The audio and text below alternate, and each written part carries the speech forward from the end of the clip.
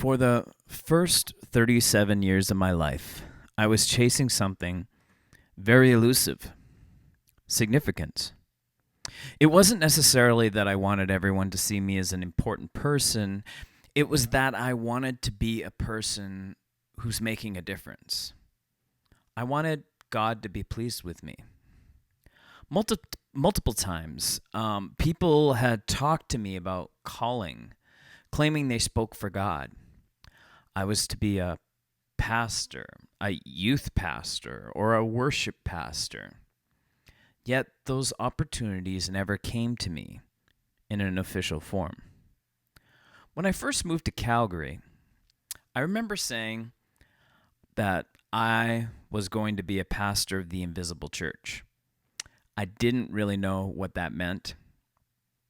I ended up on a worship team at a church, at first playing acoustic and leading a song or two. Eventually, they stopped giving me a mic, and I got shifted to bass. I was writing worship songs, but no one at church acknowledged my gift. I was so frustrated, angry, and maybe a little bitter. Why was God calling to me to all these big things, but not giving me any opportunities? That's it, I said. I'm done with God. Looking back, I could sense that God was like, it's okay. I will be here for you if you want to come back. I had about a month of being done with God when my little girl asked me to read a book written by my dear friend Byron titled Thank You For. I began reading.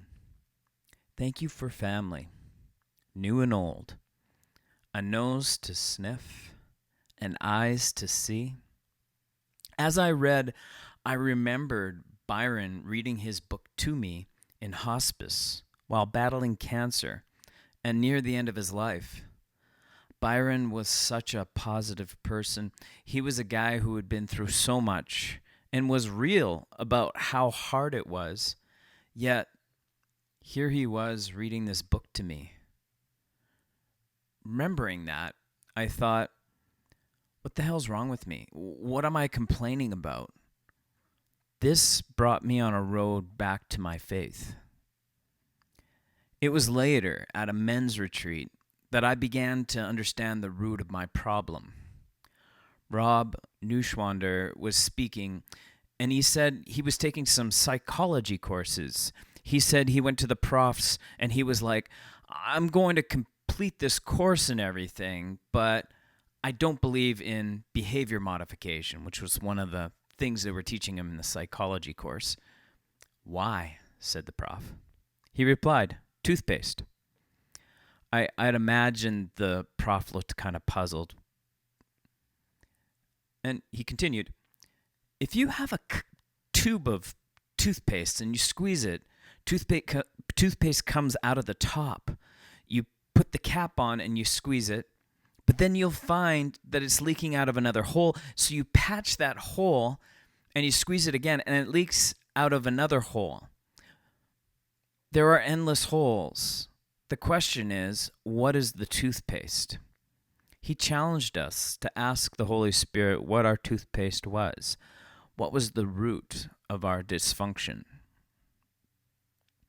I prayed, and the word significance came to mind. My quest for significance was the root of all my anger, my bitterness, my sadness, my struggle with self-esteem, my struggles with lust.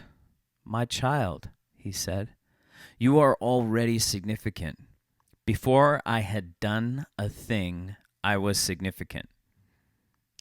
In that moment, I had a sense of letting go. The next day, the guy who was leading worship had a family emergency. So I filled in for him, leading worship.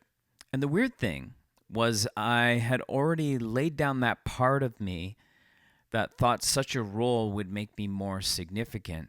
It was freeing. I was serving, but it really had no influence on my self-worth. It was then that I sensed God telling me that one day I would build my own platform. I had no idea what that meant at the time. In the next couple of years, I grew in understanding. I read the book The Road to Character by David L. Brooks. There were so many pieces of wisdom in this book, such as this quote from Dwight Eisenhower: "Always try to associate yourself closely and learn as much as you can from those who know more than you, who do better than you, who see more clearly than you." This book really got me obsessed with learning what humility is and practicing laying down my ego. I just wanted to serve my work well, to learn how to get out of the way and let my work speak. Over those years, I started building my own platforms. First, it was my Facebook feed. I would share what I was learning, posting what I thought were thought-provoking questions. I began doing the same thing on Twitter. Then came podcasts, ADD Masterminds with my dear friend Jeff Hendricks, The Wax Museum with my friend Doug Watson. Both podcasts became such a great outlet for me. I realized that this was a better outlet for me than music would be. I never really sweated the numbers too much. I just wanted to be faithful to the work. I think it's around this time that I was in therapy. My therapist explained to me that not everybody in my life is going to understand me. Not everyone in my life is going to appreciate me because I'm gifted in ways that they are not. Now, I really didn't like the connotation of superiority that the term gifted implies. I mean, I really believe that on the other side of an intellectual gift is a sort of affliction. So that kind of helps me not get ahead of myself. I mean, I may be able to take two different sources of information and put them together in a whole different context to problem solve or whatever. Like I'm an out of the box thinker, but dang, thinking inside the box can be problematic because I don't always live in the present. And that can be a blind spot. Anyways, I kind of just like to say that my brain works a little different. This realization helped me understand what my brain was doing. It explains why I'm continuously trying to see every side of every issue. Taking a few personality tests was super beneficial to understanding why I am the way I am. Between insights and Enneagram, I realized my main inner motivation is emotional. I want emotional understanding of everything, and I want to bridge the divide between people and the living water of new understanding. This, I think, is where the name Bridge Livwat was first born. But I did not actually get to using the name publicly for a while. I really had no idea what Bridge Livwat would be. I may have conceived it as an artist name, but I had no real intention of using it initially.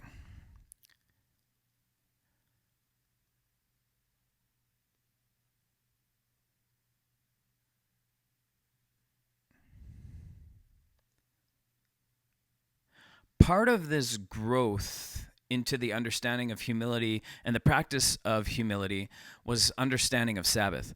I remember Rob Bell explaining how the practice of Sabbath began with the Israelites while they were slaves in Egypt. The value of an Israelite was in how many bricks they made per day. When Moses introduced the concept, he introduced a day where they could take a break in doing, a break from doing, and take a day of being. I knew I needed to take a day which was a break from the things I was doing that had become a part of me and maybe threatened my true identity. Mostly, it came down to anything I used to share my ideas. From then on, Sundays became a day I would be off social media, not working on podcast stuff, and not working on music. One concept I began musing about was the idea that all of us on our social media platforms, I kind of like that terrifying monkey from the YouTube video who has a gun. I mean, the monkey has the hand and the opposable thumbs to hold a gun, but he or she does not have the understanding nor the cognitive ability to be a safe and responsible firearm owner. The whole concept is frightening. Anyway, I figured that this could be a song one day, but I couldn't really find the time to write and record all that music. One evening, my son Zandy showed me a really cool instrumental track with a quirky kind of percussion and a crazy heavy breakdown, and I was like, this is Monkey with a Gun. And Zandy was like, exactly. We recorded the track, and when we were talking about releasing it, Zandy was like, this cannot be a Johnny Howe track. Johnny Howe is a kids artist. I used to do kids music. That's when I decided to release it under the name Bridge Livwat. Then it dawned upon me to further divide between my personal persona and my public persona.